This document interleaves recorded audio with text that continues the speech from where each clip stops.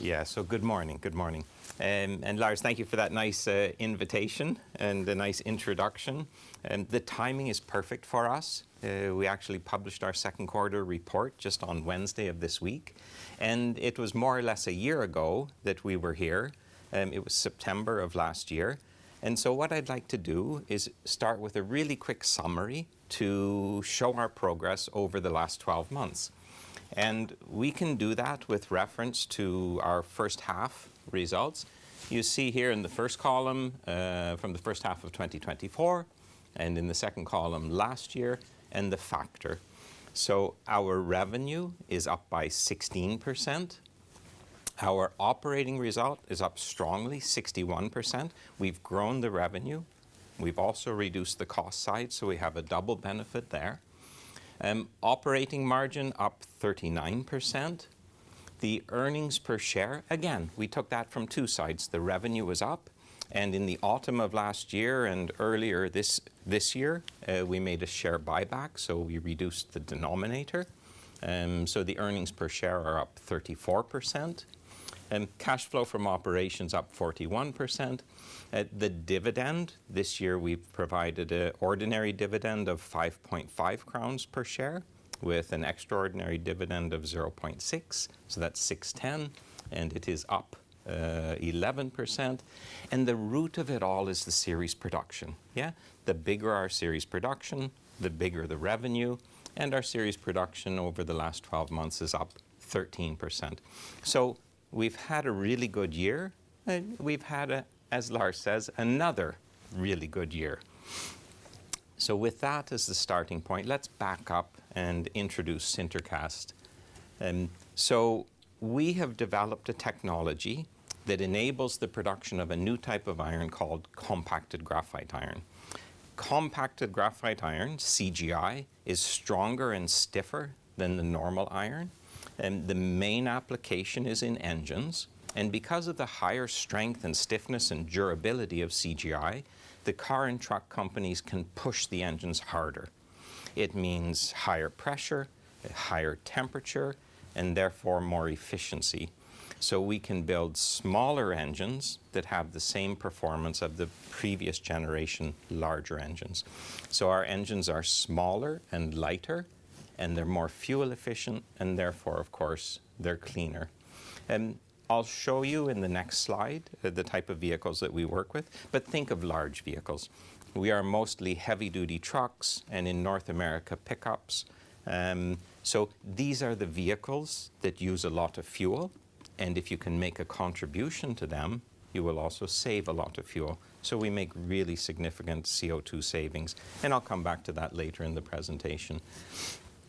We don't actually produce the material. Yeah? Think of us more like a software house. We've developed a technology, and we provide a service to the foundries who make the castings and then sell them on to the car and truck companies. So we are a classic tier 2 supplier. We've grown up to satisfy all definitions of high volume production. Our technology is currently used for the production of about 1.5 million engines per year, and it's a royalty-based business model. So every time the foundry ships a casting to the car or truck company, they also make a payment to SinterCast. More than 95% of our revenue is recurring. About 2/3 of that comes from a production fee, or the royalty payment, and 1/3 of it comes from the consumable sampling cup. And in the top picture, you can see a picture of our sampling cup. It's about the size that you can hold in your hand, and they immerse it into liquid iron at 1,400 degrees Celsius. It takes a sample that's about the size of a golf ball, and we allow that iron to solidify, and based on the way that it solidifies in our little sampling cup, we know how the entire batch of iron will solidify, and we can make some adjustments to it before they cast the product.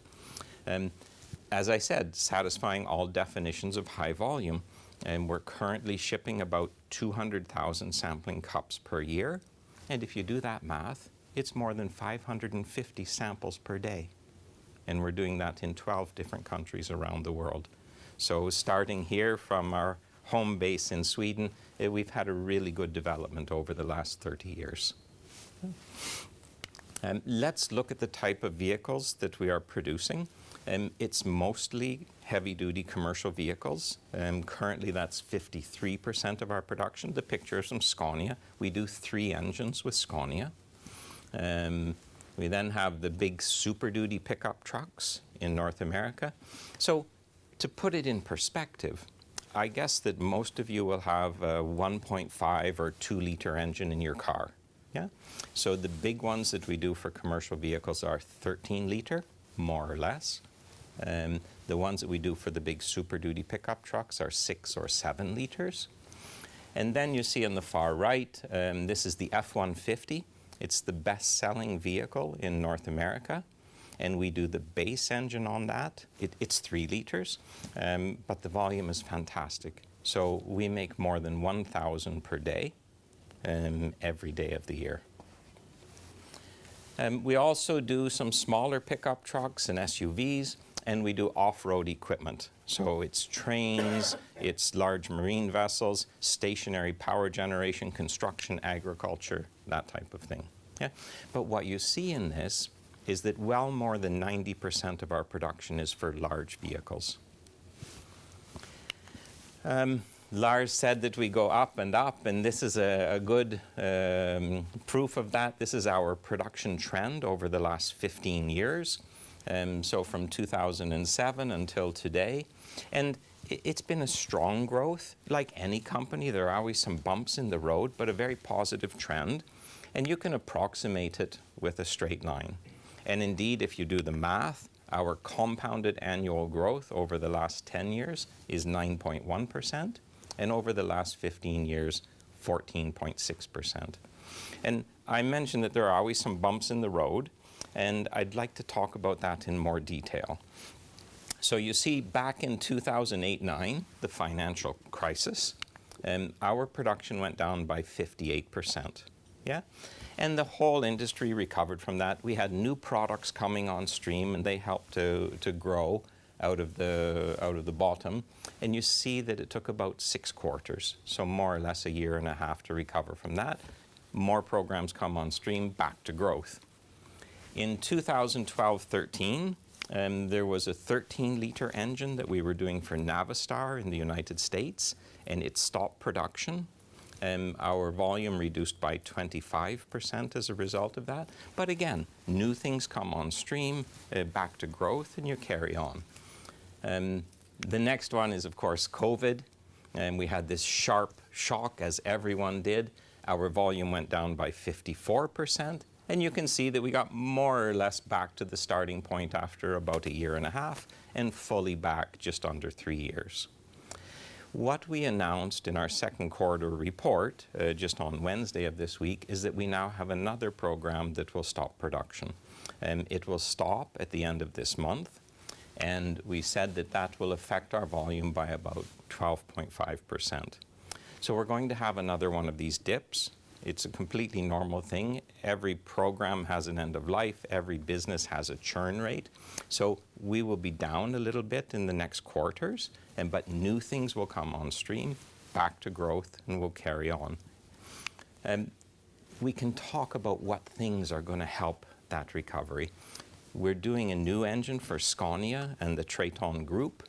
When we first started that production, we said that it would give 1 million extra engine equivalents per year. We're not quite halfway through the ramp on that program. So over the next couple of years, it will bring us about 500,000 new engine equivalents, which will completely recover from this program that's stopping. We also have a new program starting with First Automobile Works, FAW, in China. They say that they will begin sales of those vehicles early in 2025. So we expect toward the end of this year and in the beginning of next year that that will start to ramp up.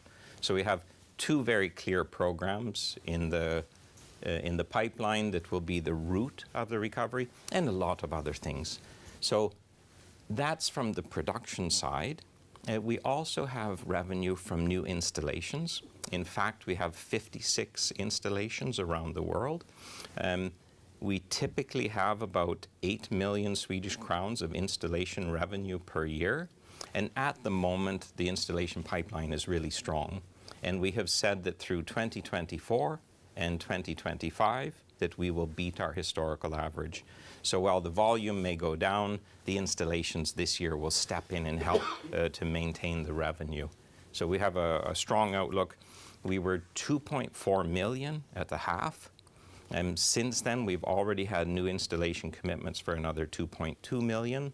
And I'm confident that we get up above 8 million before the end of the year. It's normally the way. There's a lot of discussion in the first half of the year, and then everyone's rushing to try to get things finished before the end of the year. And we see that trend clearly again in 2024. So I'm confident that we have a little bit of a downturn, but that the growth will carry on. And our published target is that we'll maintain this double-digit growth rate through 2030. Currently, we forecast that in 2026, we'll reach the 5 million engine equivalent milestone. So today, you can see from the plot that we're at 4 million, and we'll go down a little bit, and in 2026, we will have fully recovered and grown to 5 million. And out in 2029, we forecast that we will meet the 7 million engine equivalent milestone.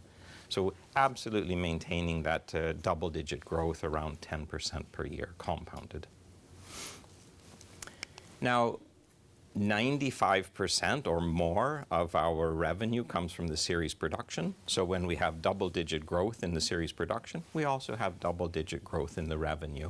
And you can see it here that over the last 10 years, our historical average is exactly 10%. At the first half of 2024, we've added in the rolling 12-month, and you can see that trend continuing. But what's really impressive about SinterCast, we are a small company. We're 28 people, most of them sitting in Katrineholm, supporting this production. Our revenue is 4.8 million per employee. That's based on the first half of this year. And our profit is 1.5 million Swedish crowns per employee. It makes us one of the most profitable companies at Nasdaq Stockholm. And as we continue to increase the revenue with this double-digit growth, and we've already said that we're going to have stable cost side over the next 5 years, and that will just continue to grow. Yeah. Last year, we had an operating margin at the end of the year of 31.8%. We've published our financial targets for 2028, and we say that we will get above 40%. I'm absolutely sure that we do that, and indeed, I think we beat it strongly. So we have our internal ambition and our published ambition, but I'm sure that we will be above 40% operating margin by 2028. We are a pro-dividend company. We have a very strong ethos for returning the excess capital to our shareholders. And you can see in the bottom that we have now given 325 million crowns back to our shareholders since the first dividend was paid in 2011. We are now at 14 consecutive years of increasing the ordinary dividend. And you can see that while the production and the revenue are growing by something like 10%, the dividend has grown by 21%. And that shows this focus that we have. And what we have done is we've changed from 1 dividend per year to 2 so that we could be more aggressive. And with the growing confidence in the business, we also reduced our liquidity low point. So we will keep driving. Next year will clearly be the 15th year.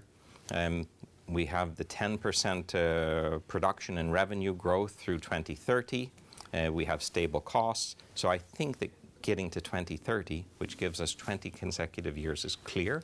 And then it will be a fantastic challenge to see how the early 2030s go. But 25 consecutive years is the target. I said earlier that our engines are smaller and lighter, so they use less fuel. That is the case whether it is the small F-150 pickup truck or the large commercial vehicles for Scania. And this is all on our website. You can see the sustainability section and how we calculate. But we calculate now that we're on track of about 10 million tons of CO2 reduction per year. Put that in perspective. The entire Swedish transportation sector emits 14 million tons per year. Yeah? In Sweden, we tend to sell around 300,000 vehicles per year. Our engines are being used in 1.5 million vehicles per year. So we have a real volume effect. And cumulatively, since we started our production, we have made 64 million tons of CO2 reduction. And our target for 2028 is to get to 100 million. And with a pace of 10 million per year, we'll do it. Yeah, it's a wonderful contribution from a small company of 28 people. So that's about SinterCast. Before we finish, let's look a little bit at the market, and because there's a lot of stuff in the media about alternative technologies, whether it's batteries or fuel cells or different fuels for that matter. But let's see where we start. And this is published statistics from the United States and from Europe. And you see that in both continents, current heavy-duty trucks are more than 96% diesel. Yeah. Again, I like to put things in numbers so we can feel them better. In the United States last year, they sold 276,400 heavy-duty commercial vehicles. 441 of them were electric. Yeah. Closer to home, here was Scania. Last year, Scania sold 96,727 vehicles. 246 of them were electric. Slightly down on 2022 when they sold 262. Yeah? So the ultimate solution, whether it be for cars or for mid-range or for heavy duty, will be a mix. There will be batteries, and there will be fuel cells. It will take longer, but there will be a lot of engines. And there will be engines that run on diesel, certainly through 2030, and then there will be the same configuration of engine running on clean fuels, whether it is hydrogen or renewable diesel. And it's a good time to look at the rules because earlier this year, both the United States and Europe published new rules for emissions legislation. And let's start in America. Our American market is slightly bigger than our European market. So this was published by the EPA on 29 March. And you see how much CO2 reduction there has to be for each of the different type of vehicles. So these are, small vans running around in cities for delivery, dump trucks, utility trucks, things like that. But where we work is down in the bottom. So these are the large trucks. Think of the trucks that go from the depot to the grocery store every day. Yeah? And then in the bottom row, the ones with a sleeper cab that will do long haul, maybe driving for 4 or 5 days. Yeah? And you can see that in that sector, out in 2030, if you make the average, something like 11% CO2 reduction. So you can take it another way and say something like 11% of the market may have to be net zero vehicle. And that is relative, the reduction is relative to 2026. Yeah. So what we see is effectively no change through 2029. Today, about 40 or 50% of the heavy-duty trucks use CGI.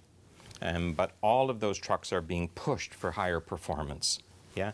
And higher performance means more pressure and more temperature, and they need stronger materials. So one by one, they are all changing to CGI. And I think that we go from something like 40 to 50% today to certainly more than 80% of the trucks using CGI by 2028, 29. So there will be a strong growth in CGI. Maybe some of the market will be consumed by alternative technologies, but clearly the net is a strong growth for SinterCast. And that's the base of our confidence when we say that we'll continue double-digit growth through 2030. So that's America. 29 March, a few weeks later, April 11th, the European Union published its targets for heavy-duty trucks. And what you see here is that by 2030, we have to reduce CO2 by 45%. It's really hard to compare the Europeans and the Americans because the baseline for the Americans was 2026, and the baseline for the European legislation was their previous legislation, which was 2019. Yeah? But anyway, these are then reductions compared to 2019. Has to be minus 65% by 2035 and minus 90% by 2040. And the question is, how will the industry do that? Yeah? And the European Union has formally accepted zero-emission vehicles as electric or fuel cells or engines running with hydrogen instead of petroleum-based diesel. There is also an active discussion about so-called net zero fuels, where we capture carbon either from the atmosphere or from factories, and we convert that carbon into fuel so that when we burn it, there's net zero. And the big question is, what's 2050? Is 2050 zero, or is 2050 net zero? The European Union has not yet decided on these so-called net zero fuels, and they're scheduled to do that in 2027. And my personal belief, being a part of the industry and talking to a lot of people, is that they will be allowed. And they have already allowed them for passenger vehicles. And passenger vehicles are easy because it means small vehicle, small battery. And trucks are difficult. Large vehicle, large battery, large distances. Yeah? So I'm quite confident that they will also approve net zero fuels for heavy duty. And the Americans already have. Yeah? So I think that's the way to go. And personally, I think that hydrogen has become the leader. Over the last couple of years, there's been a real emphasis on hydrogen. And those engines will look just like a diesel engine of today, just that they'll use hydrogen instead of petroleum-based diesel. And that for SinterCast means perpetuity. So we are working on hydrogen engine programs. This is an MAN 16.2 liter truck where our foundry partner with our technology exclusively supplies the cylinder head. And a few months ago, we joined the organization called Hydrogen Europe, which is therefore increasing the awareness of hydrogen, increasing the manufacturing footprint, the distribution, and the technologies for its use on the road. Yeah? So there's a real movement, and I think that I've always said the 2020s are the decade of development and decision. We don't know yet who will win, and of course it will be a mix, and yet we don't know the ratio of the mix, but I'm very confident that the engine, for all of its benefits and conveniences, will be an important part of that mix. So, concluding, last year we published our top 5 financial targets. We did that in September, and I just come back to them. So we have double-digit growth in our history, and we say that we will maintain that through 2030. I'm confident, for the reasons that we discussed today, that we'll be able to meet that one. We have a history of more than 70% gross margin, and I'm sure that we'll carry that forward. There won't be any difference in the structure of SinterCast. It will continue to be a fixed cost company. It's so highly scalable. You know, if we bring in 2 or 3 more customers, we don't need to increase the headcount. Today we are 28. I will be very surprised if SinterCast has more than 28 people in 5 years.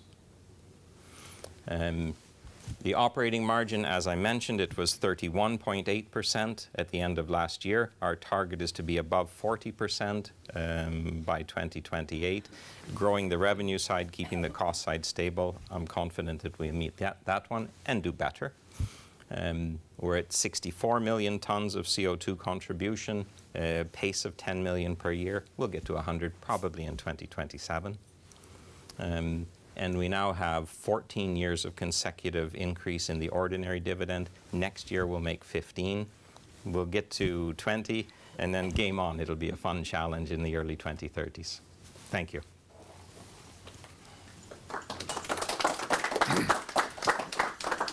Steve, thank you. Yes, sir. Thank you. You're welcome. Let's find a slide with, you have one slide with, the next one with only the logo. Mm-hmm. One forward. Yes, I will. Looking good. And here we are. You got quite a confident aura around you. Oh, thank you. That's.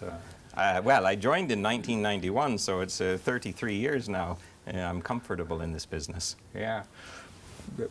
Similar to some years back, we were at a ski hotel in Champoluc in Italy, and there was a London guy in the elevator. He happened to be the owner, and oh yeah, so I'm the owner. Yeah, I'm the owner. So welcome, and welcome back. I said, how do you know we're coming back? He just looked at me. hey, dude, they will come back. Indeed.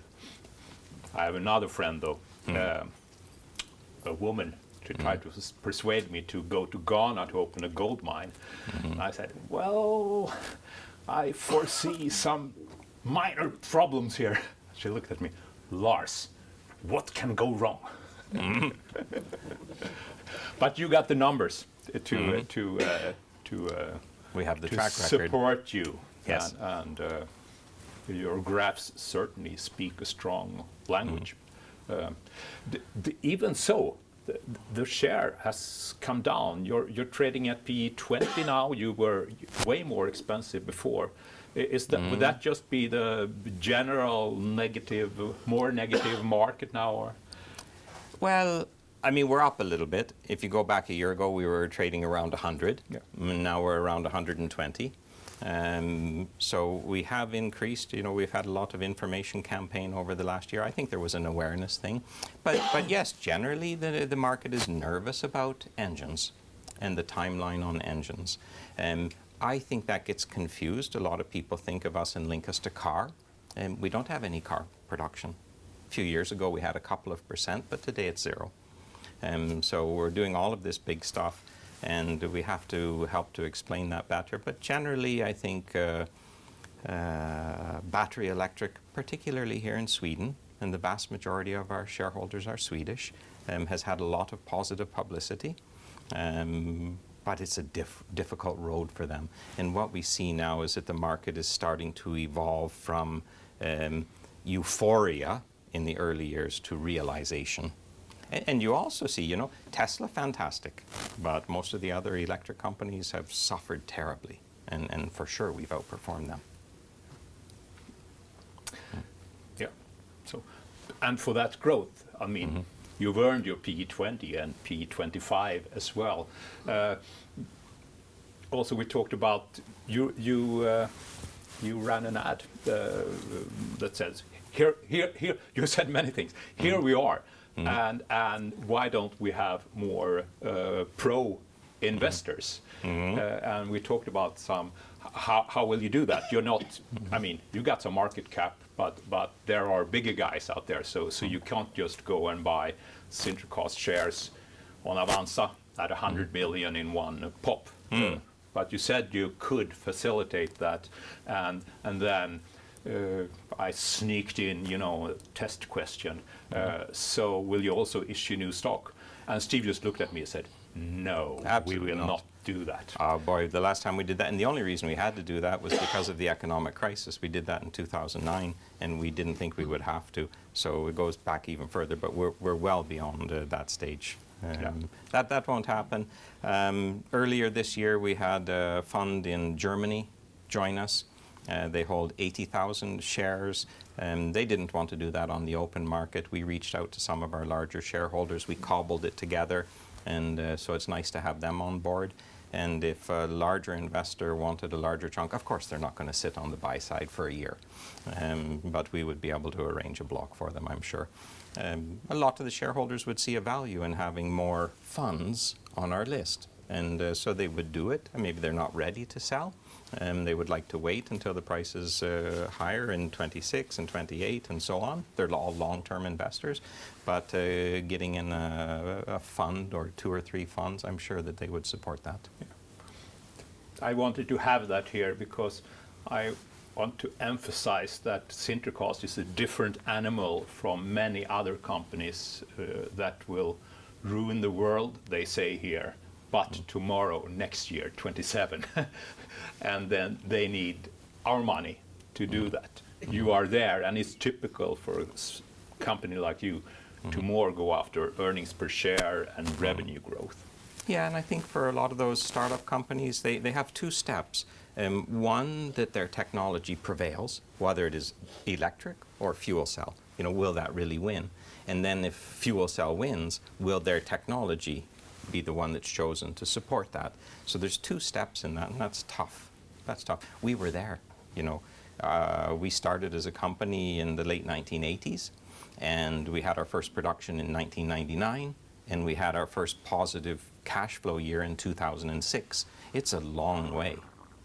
And the advantage for us is that we were just bringing a new technology to an existing technology.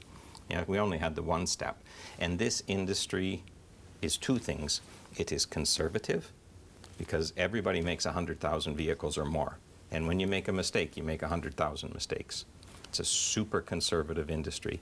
And the second thing is that the industry is not quite as altruistic as the newspaper headlines suggest. Those guys got to make money. That will come first. I don't think we believe otherwise either. You had, let's talk about the heavy truck. Yeah. And it's got a diesel engine. Yeah. And of course, that's SinterCast CGI enhanced. So it's lighter, more efficient. But we start there. But you had, let's run over the ways to make that diesel truck net zero. Not reducing, zero CO2. Yeah, it's not really an engine thing, it's a fuel thing. And what we see is that the debate has been evolving from the engines to the energy. And you have to get the carbon out of the fuel. And hydrogen is zero carbon. There will be a little bit of carbon because you still need oil for lubrication in the cylinder bore. So what the European Union has imposed is 3 grams of CO2 per ton kilometer. And today it's something like 100. So it's a massive decrease. But it's all done on the fuel side. And we don't mind if it is current petroleum, if it's biodiesel. All our engines have up to 20% biodiesel. If it is synthetic fuel, or if it is hydrogen. What we need is high pressure in the engine. Yeah, and high pressure means more efficiency. Question from the audience. Yes, sir. You've been around for a long time. I wonder if someone foolishly would try to take a stake of your market. Is it in practical possible? And that's one question. And the other is there on the horizon some magic alloy or graphene or what have you that in a short period of time could disrupt the market? Yeah, so there is CGI production around the world, and something between 60 and 70% of that is SinterCast. Yeah, so we do have foundries that try to do it by themselves, just relying on good discipline and good operator behavior. So I don't think that someone else doing CGI is a new thing for us. We've been facing that all along. But if you do it on a cost-benefit analysis, I don't think people can beat us. These running fees that we refer to, it works out to something like 2 or 2.5% of the selling price of the casting. So if a foundry tries to make it by themselves and they have more than 3% scrap, then we pay for ourselves. So we're always selling on a cost-benefit basis. There are some foundries that want to present that they have a high technical capability and specifically that they can do it without the help of SinterCast. And we haven't been able to overcome that, but still we will be the dominant player. As the market grows, maybe we get diluted from 65% to 60 or something like that, but still we'll have a clear growth. New alloys, no, I don't see it at all. There isn't a development in that direction. CGI was first observed in 1948 and patented in 1948, and there hasn't been anything to challenge it since then. It was just that it was so difficult to produce that nobody could do it until the 1990s when we had good computer processing capabilities. So I don't see at all that another material pops up. The aluminum guys have done really well on passenger cars, and they sometimes say, we'll come to the big trucks as well, but they won't. They simply don't have the strength. When we speak of strength, think of a coat hanger. Yeah, it's about 1 square millimeter. And how much material can you put on the bottom of the coat hanger before it breaks? And aluminum is like 25 kilos. And the normal iron is like 25 or 30 kilos. CGI is 45. And the next thing you have to do is you talk about, because nothing breaks the first time you use it. right? Things break because you use them over and over. They fatigue. And it's like when, you took a beverage can as a young boy or young girl and you bend it back and forth. It doesn't break the first time, but if you bend it enough, it will break. Same thing happens. Elevator cables, ships, engines. Everything breaks because of this repeated use. And the question now on my coat hanger is, how much can I put on and off forever and be sure that it will never break? And we know that with aluminum and the normal iron, it's like 25 kilos, it breaks the first time. Maybe if I put 20, I can do it 100,000 times. And if I put 15, I can do it 1,000,000 times. But, how much can I put and it will never break? And that number is 11. And with CGI, the number is 22. We have double of the fatigue strength. And that's what the OEMs use to make their engines with higher pressure and higher temperature and confidence that they will never fail. Yeah. When was the last time you heard of an engine And that's fail? why the CGI engine is lighter, because it's still robust enough. Well, yeah, I mean, instead, now I have 1 square millimeter and I can do 11 with the normal iron. With CGI, I can do 22 kilos. So if you want to do the same with the normal iron, you have to use 2 square millimeters. And that's what you do in an engine. Maybe the wall thickness is 10 millimeters. In CGI, it will be 8. And that's the saving. It's the saving in weight and also the saving in size. Time is flying. One more short question. Anyone else also? You could take. Yeah. We have Rutger and then Olle. 2 questions. Is there, what opportunities are there for yourself to develop the product and the process?